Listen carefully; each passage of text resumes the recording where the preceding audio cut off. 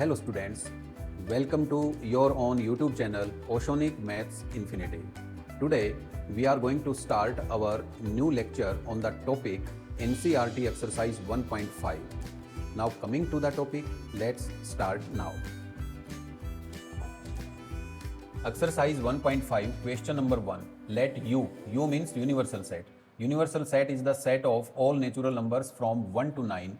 And set A is the set of all natural numbers from 1 to 4, set B is the set of all even natural numbers from 2 to 8, and C is the set of all natural numbers from 3 to 6.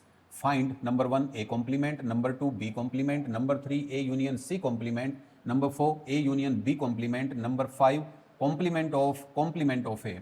Sixth part is B minus C complement. तो dear students, complement का मतलब क्या होता है ये हम already discuss कर चुके हैं।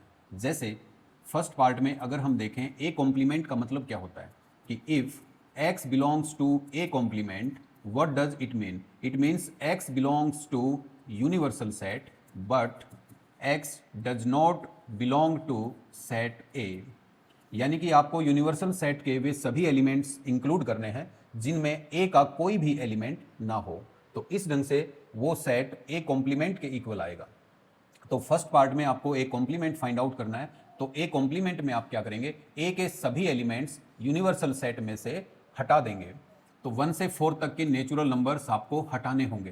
तो फिर हमारा फर्स्ट पार्ट में ए कॉम्प्लीमेंट आ जाएगा। तो A complement will be equal to set of all natural numbers from 5th to 9। तो 5, 6, 7, 8, 9 ये ए कॉम्प्लीमेंट में एलिमेंट्स आएंगे। सिमिलरली अगर हम यहाँ पे बी कॉम्प्लीमेंट फाइंड आउट करना चाहें तो सेकेंड पार्ट में आपको क्या करना है बच्चों, बी कॉम्प्लीमेंट फाइंड आउट करना है। तो कॉम्प्लीमेंट ऑफ बी करना है तो यूनिवर्सल सेट के बिना हम complement of B find out नहीं कर सकते। जब भी आपको किसी सेट का कॉम्प्लीमेंट फाइंड आउट करना हो तो आपका ध्यान तुरंत यूनिवर्सल सेट की तरफ जाना चाहिए, क्योंकि हमें यूनिवर्सल सेट के वे सारे एलिमेंट्स लेने होंगे, केवल बी में जो एलिमेंट्स हैं उनको छोड़कर, तभी हम बी कॉम्प्लीमेंट फाइंड आउट कर पाएंगे। तो इसका ध्यान रखते हुए हम क्या करेंगे, अब बी में एलिमेंट्स हैं 2, 4, 6, 8, तो यूनिवर्सल सेट में से 2, 4, 6, 8 को हम हटा देंगे और फिर कौन कौन से एलिमेंट्स बचेंगे, 1, 3, 5, 7, 9। तो ये हमारा बी कॉम्प्लीमेंट हो जाएगा। सिमिलरली स्टूडेंट्स, अगर हमें A union C complement find out करना हो तो क्या होगा, इसके लिए पहले हमें ए यूनियन सी को डिफाइन करना होगा। और ए यूनियन सी का मतलब आप सभी जानते हैं कि ए और सी के सभी एलिमेंट्स का सम्मिलन करना है, उनको मिलाना है, उनको ज्वाइन करना है। तो हम ए और सी के सभी एलिमेंट्स को इंक्लूड कर लें। ए में एलिमेंट्स हैं 1, 2, 3, 4, और प्यारे बच्चों हम सी के एलिमेंट्स को भी लिख लें 3, 4, 5, 6, लेकिन 3, 4 तो हम लिख चुके, तो इनको दोबारा लिखने का सेट में कोई औचित्य नहीं है, तो इनको हम रिपीट नहीं करते हैं, इसलिए 5, 6 लिख के हम यूनियन फाइंड आउट कर सकते हैं। तो ये हमारा ए यूनियन सी हो गया। लेकिन हमें तो ए यूनियन सी का कॉम्प्लीमेंट चाहिए, तो ए यूनियन सी का कॉम्प्लीमेंट क्या होगा, कॉम्प्लीमेंट आते ही फिर हमारा ध्यान यूनिवर्सल सेट की तरफ जाएगा और यूनिवर्सल सेट में से हमें ए यूनियन सी के एलिमेंट्स को हटाना होगा। जैसे 1, 2, 3, 4, 5, 6, तो 1, 2, 3, 4, 5, 6 को डिलीट करना होगा यूनिवर्सल सेट से, तो 7, 8, 9 का जो सेट बचेगा वो set A union C complement कहलाएगा। इसी तरह से स्टूडेंट्स हम नंबर 4 यानी कि A union B complement find out कर सकते हैं। इसके लिए फिर आपको A union B find out करना होगा। ए यूनियन बी के लिए फिर आपको सेट ए और बी के एलिमेंट्स को ज्वाइन करना होगा। ए के एलिमेंट्स हैं 1, 2, 3, 4 और बी के एलिमेंट्स हैं 2, 4, 6, 8। 2 और 4 लिखे जा चुके हैं, तो 6 और 8 को हम इंक्लूड कर लेते हैं। तो अब हमारा ए यूनियन बी बन गया। लेकिन बच्चों हमें तो फाइंड आउट करना है ए यूनियन बी कॉम्प्लीमेंट, तो फिर हमारा ध्यान यूनिवर्सल सेट की तरफ जाएगा और यूनिवर्सल सेट में से वे सभी एलिमेंट्स डिलीट करने होंगे जो ए यूनियन बी में इंक्लूड हैं। ए यूनियन बी में है 1, 2, 3, 4, तो 1, 2, 3, 4 को हम यहाँ से डिलीट करेंगे और कुछ एलिमेंट्स और हैं 6 और 8, तो 6 और 8 को भी हटा देंगे। तो फिर क्या बचेगा हमारे पास 5, 7, 9। तो 5, 7, 9 का जो सेट होगा वो ए यूनियन बी कॉम्प्लीमेंट कहलाएगा। अब हम आते हैं 5th पार्ट पे। तो फिफ्थ पार्ट में एक इंपॉर्टेंट प्रॉपर्टी भी है बच्चों, यानी कि complement of A is the set itself. अगर हमें किसी सेट के कॉम्प्लीमेंट का कॉम्प्लीमेंट निकालना हो तो वही सेट आ जाएगा। क्यों?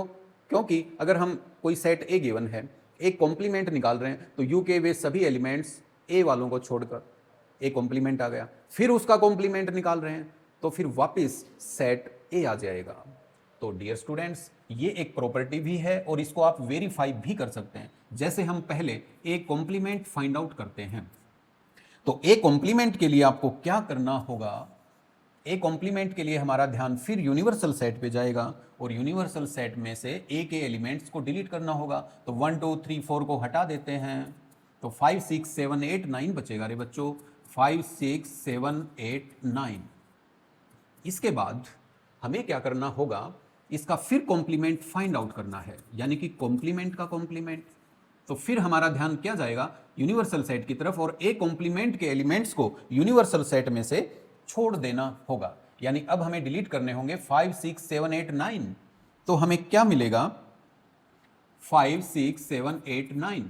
तो हमें यूनिवर्सल सेट में से 1 2 3 4 केवल 4 एलिमेंट्स मिलेंगे। और डियर स्टूडेंट्स, अगर आप ध्यान से ऑब्जर्व करें तो ये क्या है बच्चों? 1 2 3 4 सेट ए ही तो है, तो दिस इज इक्वल टू ए। तो इस ढंग से हमारी ये प्रॉपर्टी भी वेरीफाई हो जाती है कि complement of A is the set itself. तो अब हम आते हैं लास्ट पार्ट पे, जो कि है सिक्स्थ पार्ट। तो सिक्स्थ पार्ट में क्या है? बी माइनस सी कॉम्प्लीमेंट हमें फाइंड आउट करना है। तो बी माइनस सी कॉम्प्लीमेंट के लिए बच्चों पहले आपको बी माइनस सी फाइंड आउट करना पड़ेगा। और बी माइनस सी का मतलब क्या है? कि आपको सेट बी में से सेट सी को सब्ट्रैक्ट करना है, यानी कि दोनों का डिफरेंस करना है। सी के साथ आपको डिफरेंस लेना है, तो बी माइनस सी हो जाएगा। तो बी माइनस सी के लिए जब आप डिफरेंस करते हो तो क्या इसके लिए रूल है कि आप सी के सभी एलिमेंट्स को बी में से हटा देंगे। ठीक है, तो बी हमारे पास ये रहा 2 4 6 8, इसमें से सी को हटा देना है। सी के एलिमेंट हैं 3 4 5 6। क्या कोई 3 4 5 6 आया है बी में? जी, एक तो 4 आया है बच्चों, एक 6 भी आया है, तो इन दोनों को हटा दें तो फिर बी माइनस सी मिलेगा। 2 और 8 ये दो ही एलिमेंट्स आपको ऑब्टेन होंगे। लेकिन हमें तो बी माइनस सी का कॉम्प्लीमेंट चाहिए। तो बी माइनस सी के कॉम्प्लीमेंट के लिए जब भी कॉम्प्लीमेंट का जिक्र होता है हमारा ध्यान यूनिवर्सल सेट की तरफ होता है। तो यूनिवर्सल सेट पे अगर हम ध्यान दें तो उसमें से 2 और 8 को डिलीट करना होगा। तो यूनिवर्सल सेट्स में आप 2 और 8 को हटा दें बच्चों, तो फिर आपका बी माइनस सी कॉम्प्लीमेंट आ जाएगा। और बी माइनस सी कॉम्प्लीमेंट में फिर कौन कौन से एलिमेंट्स आएंगे? 1 3 4 1 3 4 5 6 7 5 6 7 9। तो ये सभी elements B minus C complement से बिलोंग करेंगे। तो इस तरीके से हम first question NCERT exercise 1.5 easily solve कर सकते हैं। अगर प्यारे प्यारे बच्चों, अगर कोई आपको समस्या नहीं है, कोई प्रॉब्लम नहीं है, तो हम नेक्स्ट क्वेश्चन की तरफ मूव करते हैं।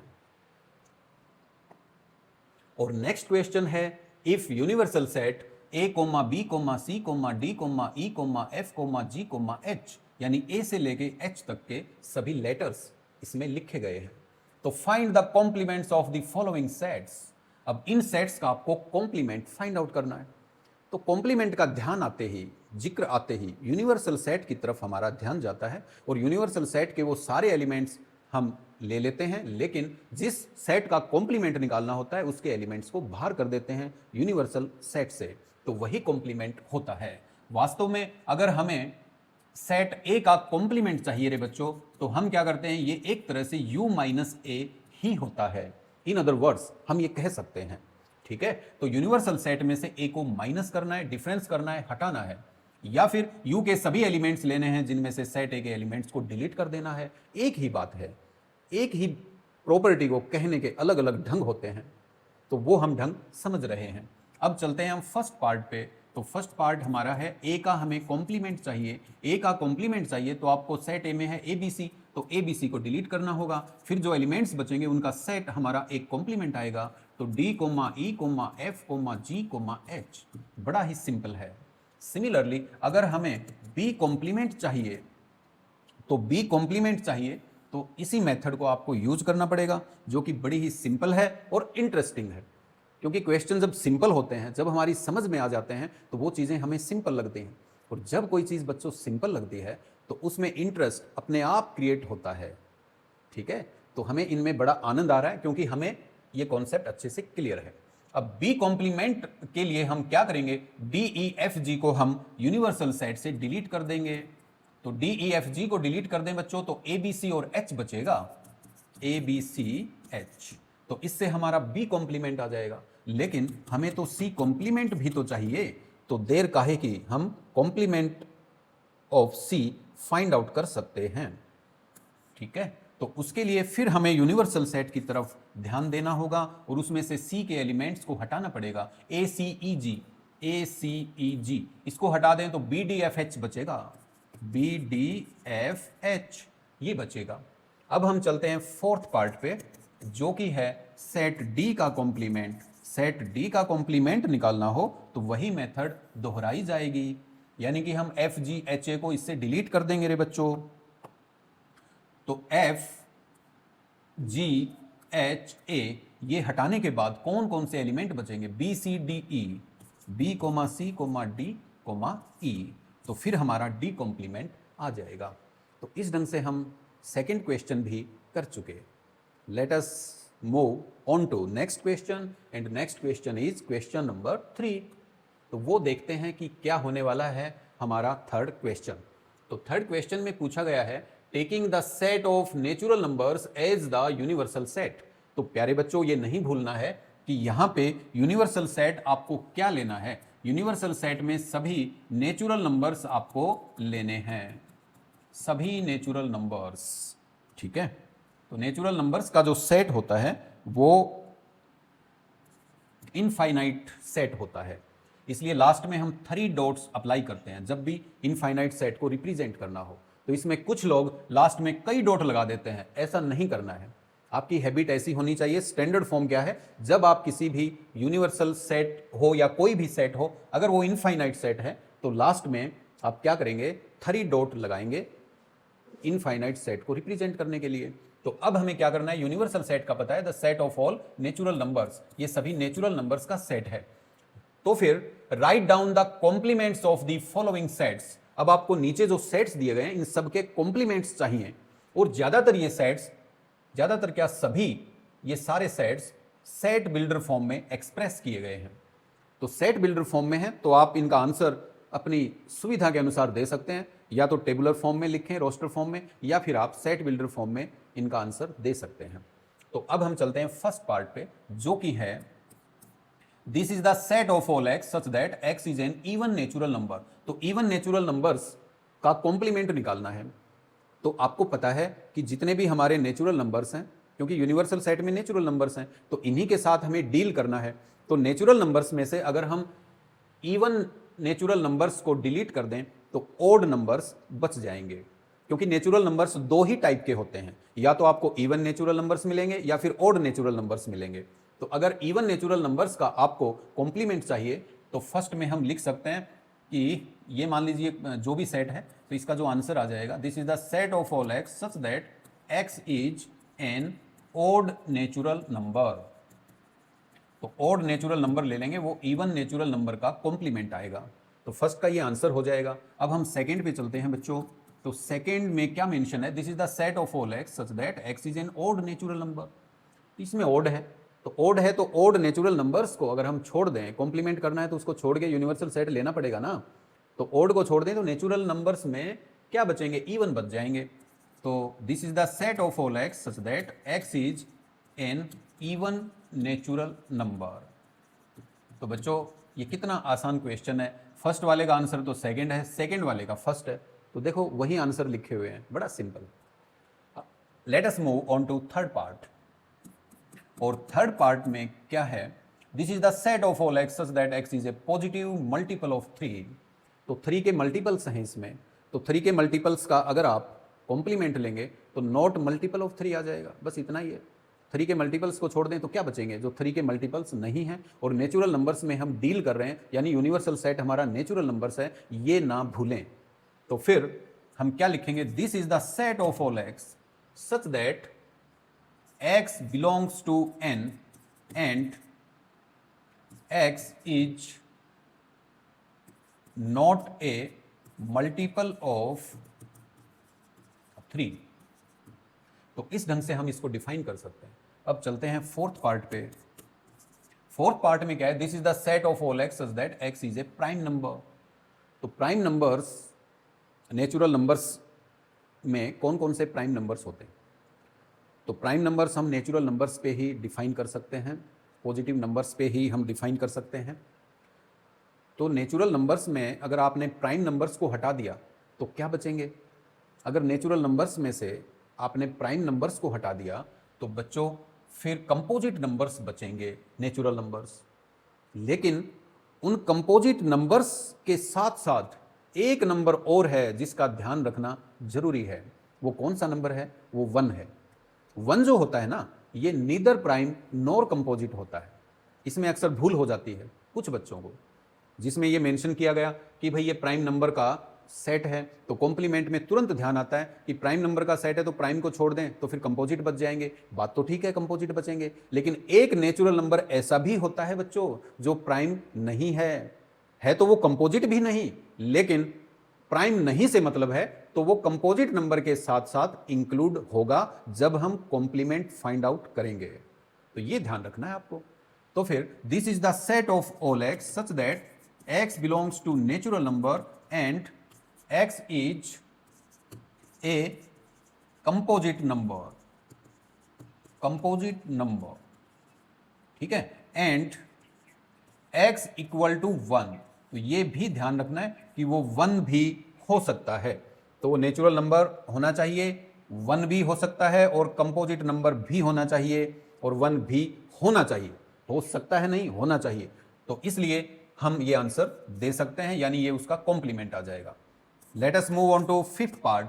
फिफ्थ पार्ट क्या है, this is the set of all x such that x is a natural number divisible by 3 and 5। तो इसमें वो नेचुरल नंबर्स हैं जो 3 and 5 दोनों से डिविजिबल हैं। तो अगर जो नंबर 3 और 5 से डिविजिबल हैं, इसका मतलब वो सारे नंबर्स 15 से डिविजिबल हैं। जो 15 से डिविजिबल होंगे वो 3 and 5 से भी होंगे, यानी 15 के मल्टीपल्स। तो फिर इसमें कौन से नंबर्स आ जाएंगे, इसमें हम मेंशन कर सकते हैं, this is the set of all x such that x belongs to natural number and x is not divisible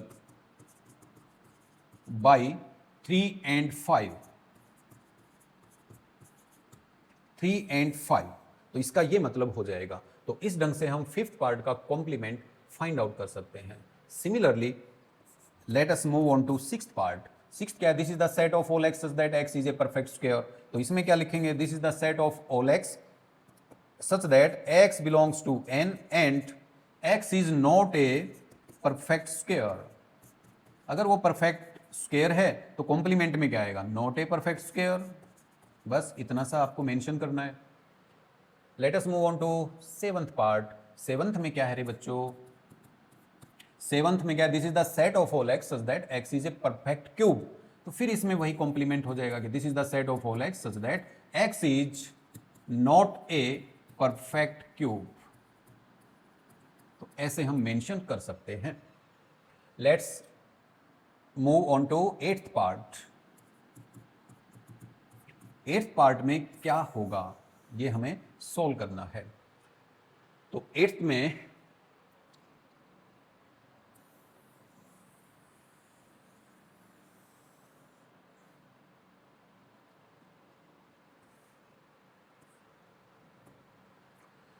eighth part में क्या मेंशन है, this is the set of all x such that x plus 5 8 के equal है। तो अगर हम इसको solve करें तो x की वैल्यू 3 आ जाएगी।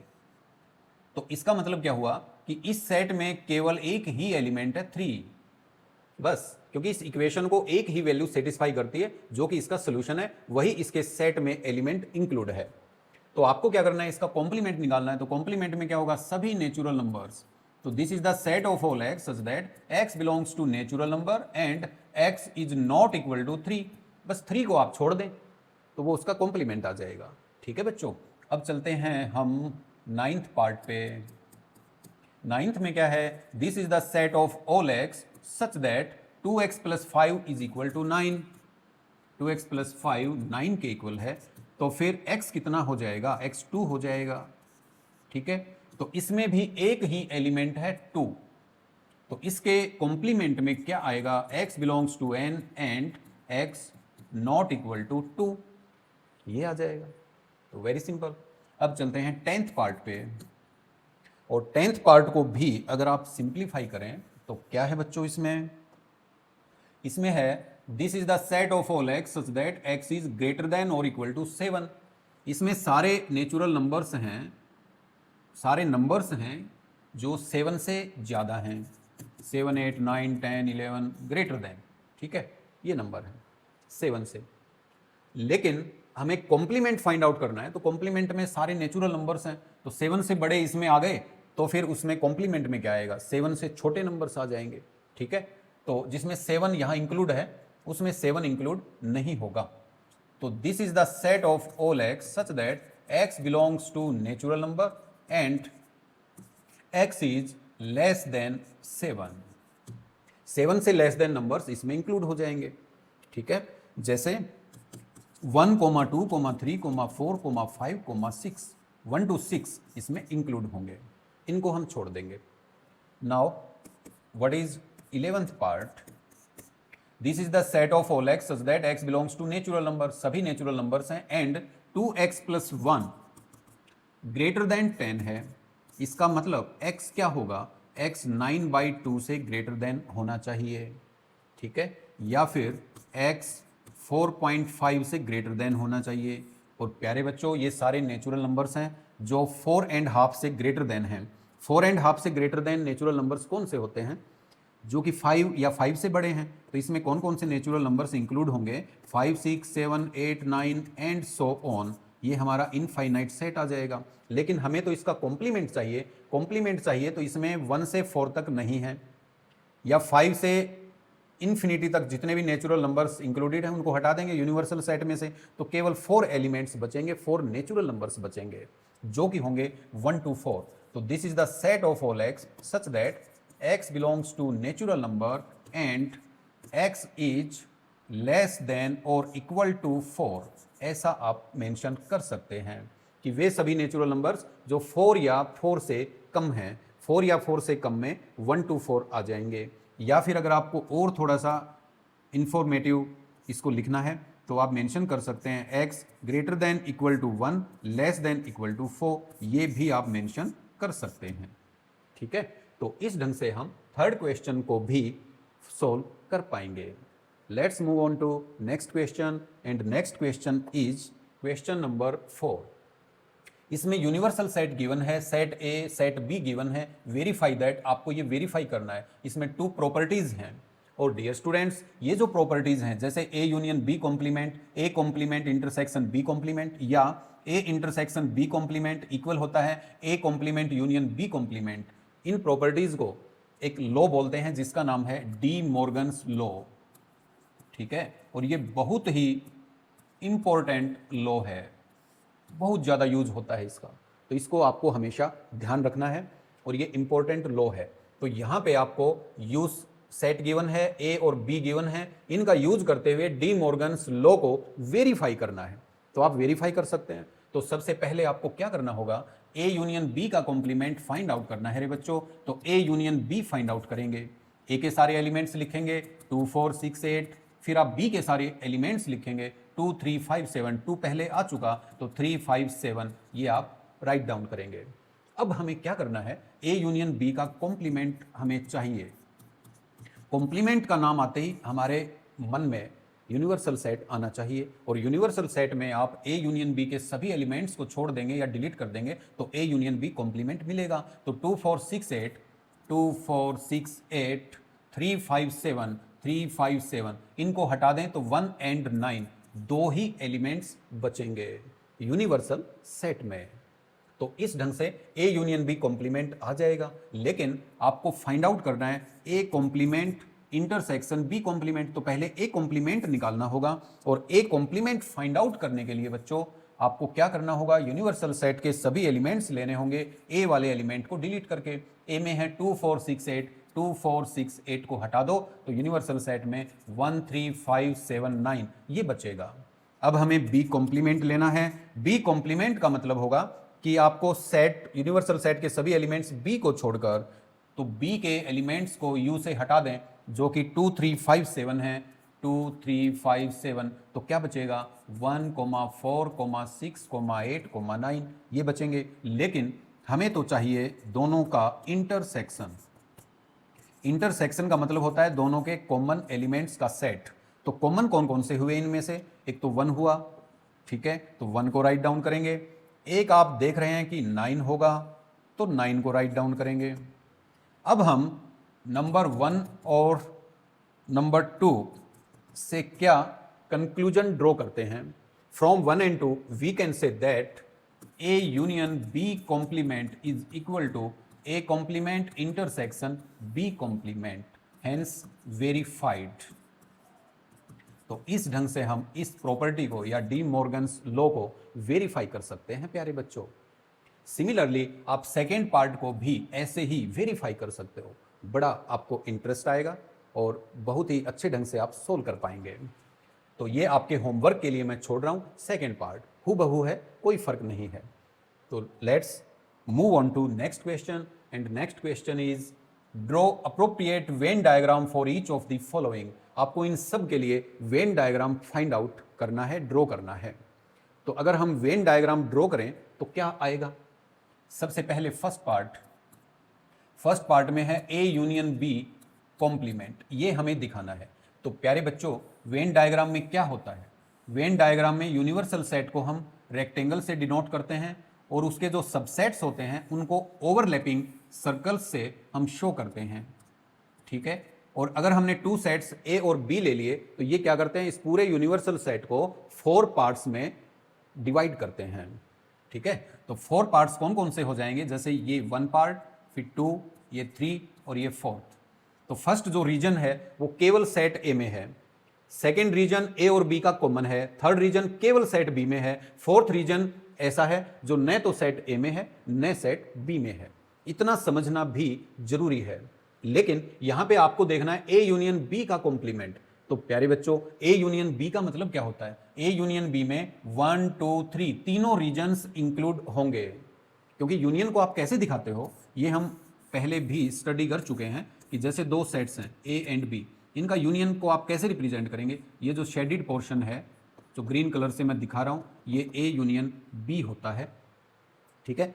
If x belongs to A union B what does it mean, it means x belongs to इधर ए और बी, और बोथ कहने की आवश्यकता नहीं है, क्योंकि या तो ए से या बी से वो एलिमेंट बिलोंग करता है तो उसमें बोथ भी आ गया, क्योंकि या तो ए बोलते हैं तो उसमें बोथ भी तो इंक्लूड है, इसलिए बोथ कहने की जरूरत नहीं होती। लेकिन यहां कुछ स्टूडेंट्स को भ्रांति हो सकती है, कंफ्यूजन हो सकता है कि जब ये बोलते हैं कि या तो ए से बिलोंग करेगा या बी से, तो वो सोच जाते हैं कि ए या बी से ही होगा, उनके कॉमन से नहीं होगा। ऐसा तो हमने नहीं बोला, तो कॉमन से भी होगा, ये अंडरस्टूड है, ठीक है। इसको अलग से मेंशन करने की जरूरत नहीं है। तो ए यूनियन बी को हम ऐसे शो कर सकते हैं कि ये जो शेडिड पोर्शन है ग्रीन कलर से ए यूनियन बी को दिखाता है। लेकिन आपको क्या करना है, ए यूनियन बी का कॉम्प्लीमेंट फाइंड आउट करना है। तो ए यूनियन बी के कॉम्प्लीमेंट का मतलब होगा इस ग्रीन पोर्शन को छोड़ के जो भी पोर्शन बचेगा उसको मैं रेड कलर से शो कर देता हूं, जो भी बचेगा। तो ए यूनियन बी से बाहर जो आपको दिखाई दे रहा है यही हमारा ए यूनियन बी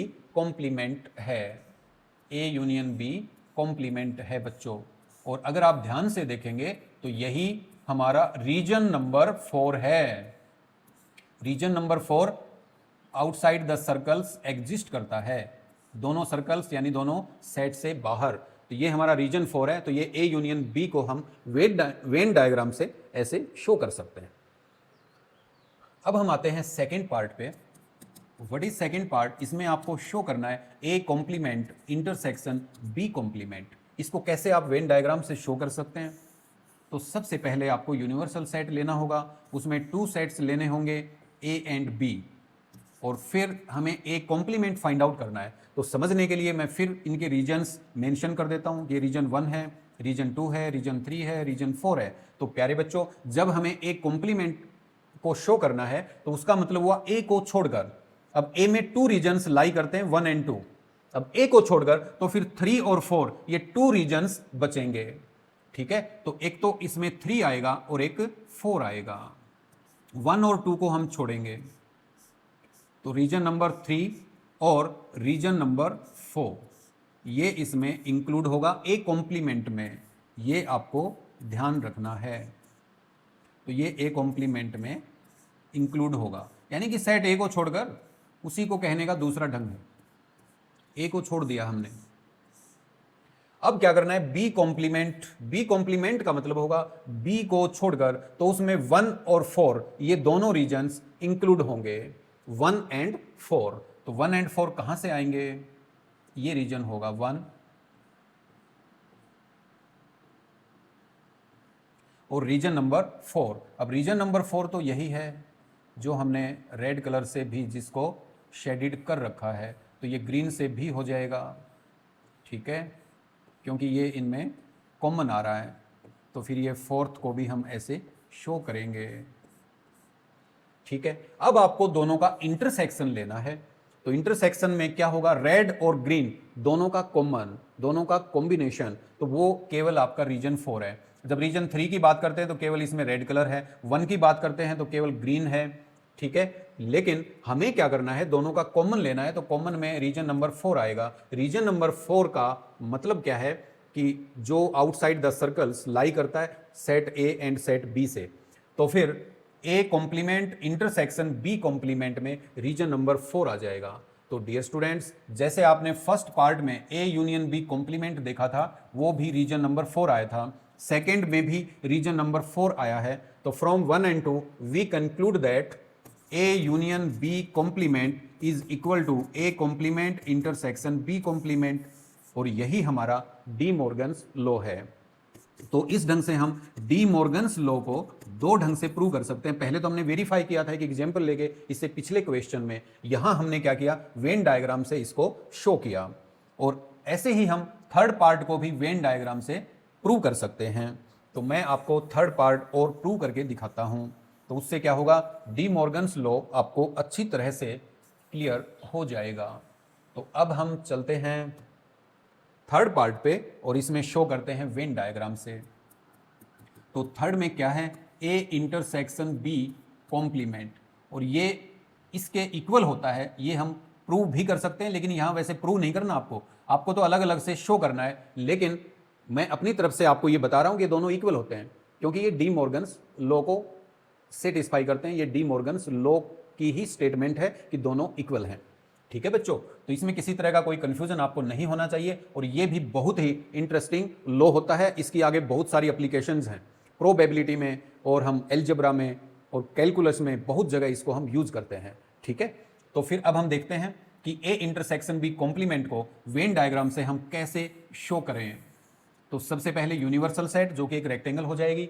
अब इसमें 2 सेट्स हम लेंगे, ए एंड बी, और फिर क्या करना है आपको, A intersection B find out करना है। तो डियर स्टूडेंट्स, अगर हम इस पूरे डायग्राम को देखें तो इसमें क्या होगा, रीजन्स ले सकते हैं 1 2 3 4। तो region number 1 lies only in circle A, region number 3 lies only in circle B, region number 2 lies in A and B, दोनों का कॉमन है, common to both A and B. और फोर्थ रीजन क्या है, lies outside the circles A and B. इसका मतलब जो element fourth reason में है वो न तो सेट ए से बिलोंग करेगा, ना ही सेट बी से बिलोंग करेगा। तो अब हम ए इंटरसेक्शन बी लें। ए इंटरसेक्शन बी में बच्चों रीजन नंबर 2 है, तो रीजन नंबर 2 आएगा ए इंटरसेक्शन बी। ये ए इंटरसेक्शन बी होगा, और ए इंटरसेक्शन बी का कॉम्प्लीमेंट लेना है, यानी 2 को छोड़ के जो भी रीजन्स हैं वो इंक्लूड करने हैं। तो 2 को छोड़ दें तो 1 3 4 आएगा। ठीक है, तो इसका कॉम्प्लीमेंट सेट 1 का रीजन, सेट 3 का region, only 3, only set B में जो रीजन है वही। ठीक है, कॉमन को छोड़ देना है। और फिर रीजन नंबर 4 भी आएगा रे बच्चों, तो इसको भी हम इंक्लूड करेंगे। तो इस ढंग से हम जो ग्रीन पोर्शन आपको दिखाई दे रहा है, ये शेडिड पोर्शन, ये क्या रिप्रेजेंट कर रहा है? ये हमारा ए इंटरसेक्शन बी कॉम्प्लीमेंट को रिप्रेजेंट कर रहा है। और इसको और अच्छे से समझाने के लिए मैं आपको बता रहा हूं कि इसमें हमारा region number 1, region number 3 and region number 4 ये इंक्लूडेड हैं, रीजन 2 को छोड़कर। अब हम चलते हैं फोर्थ पार्ट पे। फोर्थ पार्ट में आपको क्या शो करना है? A complement union B complement. A complement union B complement को भी आप ऐसे ही शो कर सकते हैं। इसमें 2 ओवरलैपिंग सर्कल्स होंगे जो यूनिवर्सल सेट के सबसेट्स होंगे, ए एंड बी से उनको रिप्रेजेंट करेंगे।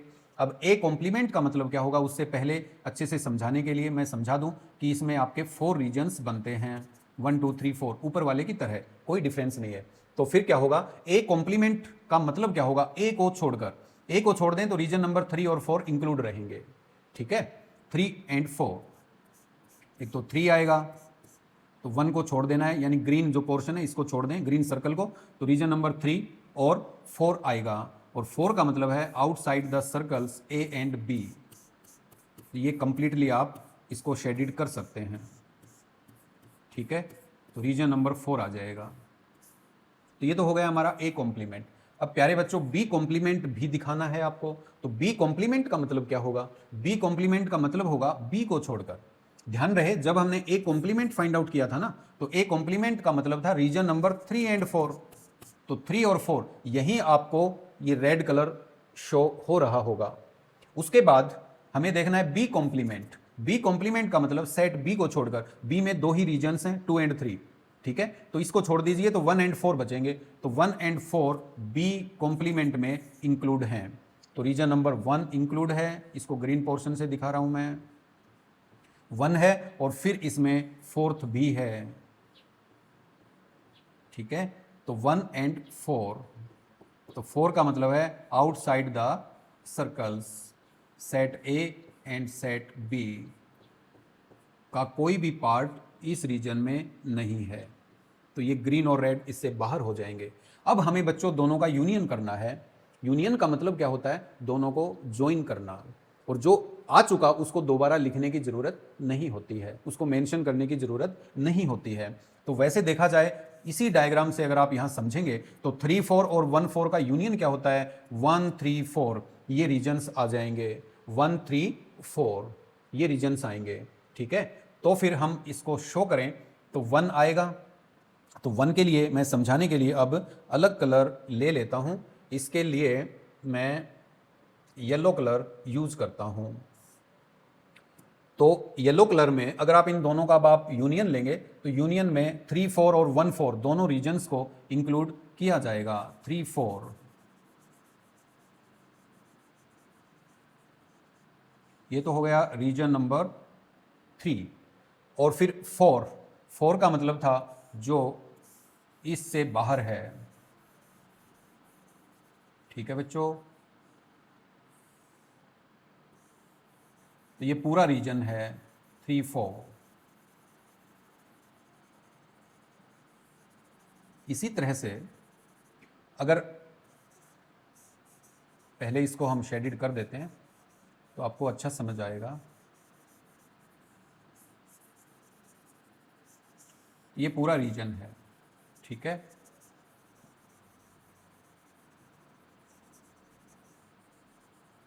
तो ये हो गया 3 एंड 4। 4 का मतलब है सेट 1 से आउटसाइड होना चाहिए। फिर बी कॉम्प्लीमेंट में था 1 एंड 4, तो 1 को भी इंक्लूड कर लेना है अब, और 4 पहले से ही इंक्लूड हो चुका है। तो इसमें क्या इंक्लूड हो जाएगा?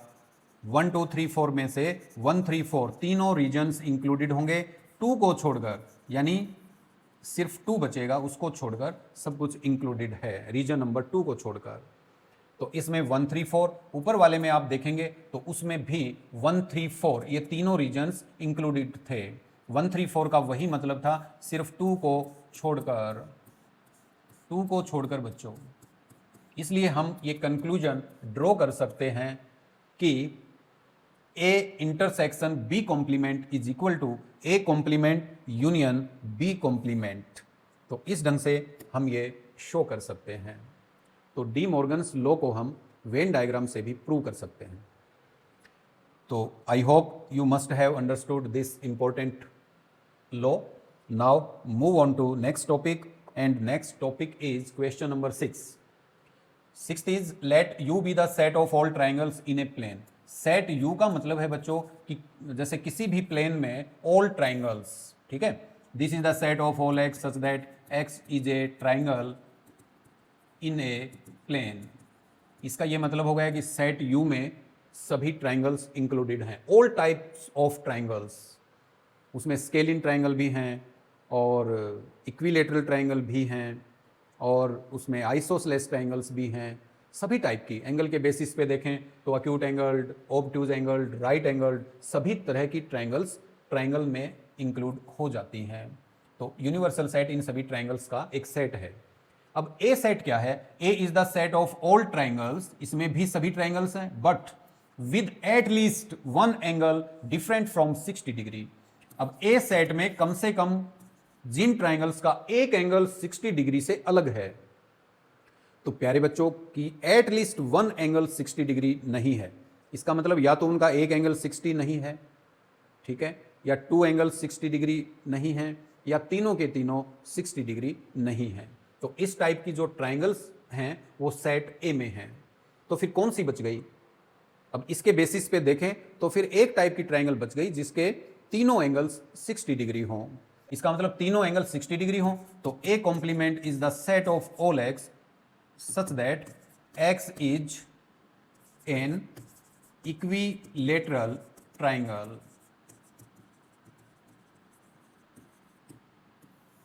तो ए कॉम्प्लीमेंट में वे सभी ट्राइंगल्स आ जाएंगी जो इक्विलेटरल ट्राइंगल्स हैं। तो इस ढंग से हम इसका कॉम्प्लीमेंट फाइंड आउट कर सकते हैं, वेरी सिंपल।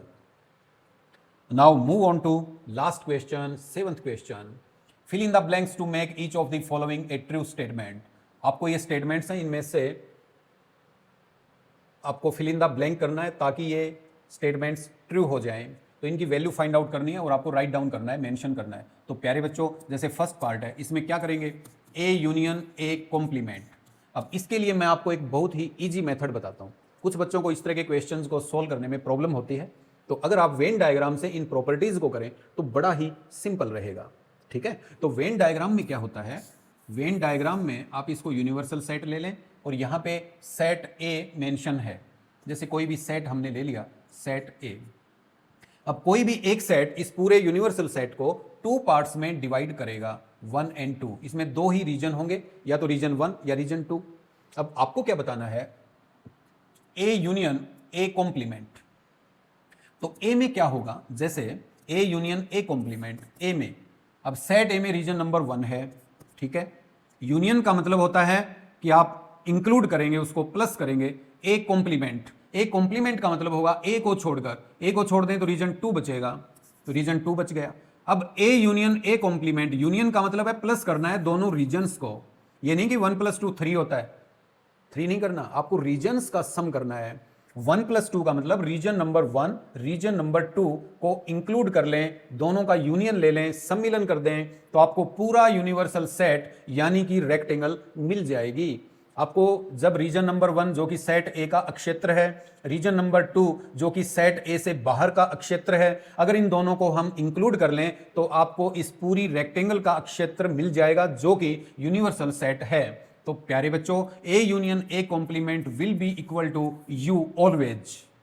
तो इसलिए आप यहां यू आंसर दे सकते हैं।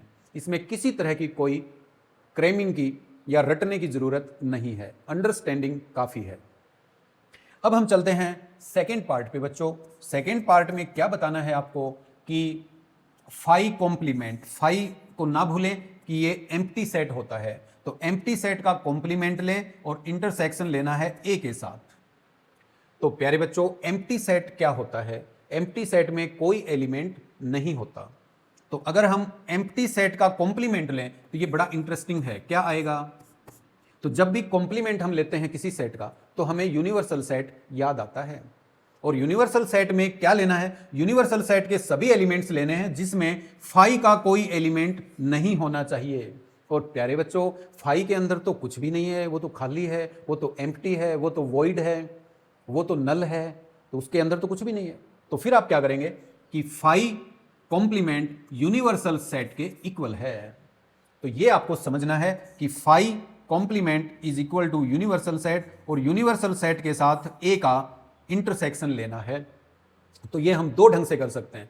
एक तो मैंने आपको एक प्रॉपर्टी बताई थी कि कोई भी सेट किसी दूसरे सेट का, कोई भी सेट अगर किसी दूसरे सेट का सबसेट है, जैसे सेट ए बी का सबसेट है, तो दोनों का इंटरसेक्शन क्या आएगा रे बच्चों? दोनों का इंटरसेक्शन तो सेट ए आएगा, लेकिन दोनों का यूनियन क्या आएगा? यूनियन जो बड़े वाला सेट है वो आएगा। इंटरसेक्शन छोटे वाला सेट यानी कि जो सबसेट है जो अंदर है, ठीक है, वो तो आएगा इंटरसेक्शन में, और यूनियन में जो बड़े वाला जो बाहर है, जो उसको समाहित किए हुए है, इंक्लूड किए हुए है, वो सेट आएगा।